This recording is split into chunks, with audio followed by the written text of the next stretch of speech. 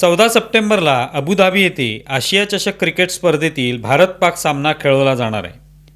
त्या दिवशी माझं कुंकू माझा देश असे एक आंदोलन करण्याचा निर्णय शिवसेना उबाटा गटाने घेतला आहे. त्यावर संजय राऊत यांनी प्रतिक्रिया दिली की हा सामना खेळणं म्हणजे देशद्रोह आहे. रक्त आणि पाणी एकत्र वाहू शकत नाही असं पंतप्रधान म्हणाले होते. मग आता रक्त आणि क्रिकेट एकत्र असं कसं, असा सवाल ते करतात. जे लोक हल्ल्यात मारले गेले त्यांचा आक्रोश अजूनही थांबलेला नाही. मग हे क्रिकेट कसं काय खेळलं जातं, असा प्रश्न राऊत यांना पडलेला आहे. मुळात अशा अनेक देशांचा सहभाग असलेल्या स्पर्धांमध्ये सगळेच देश खेळत असतात.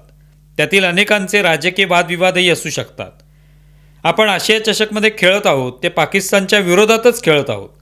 त्यांना पराभूत करण्यासाठीच खेळत आहोत हे राऊत बहुतेक विसरलेले असावेत.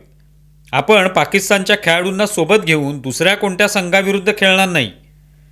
त्यामुळे आपला सामना हा पाक विरोधातच आहे आणि त्यांना हरवून एक प्रकारे तिथेही ऑपरेशन सिंदूरचा एक नमुना पेश करण्याची आपल्याला संधी आहे आणि आपण तशी तयारी केलेली आहे.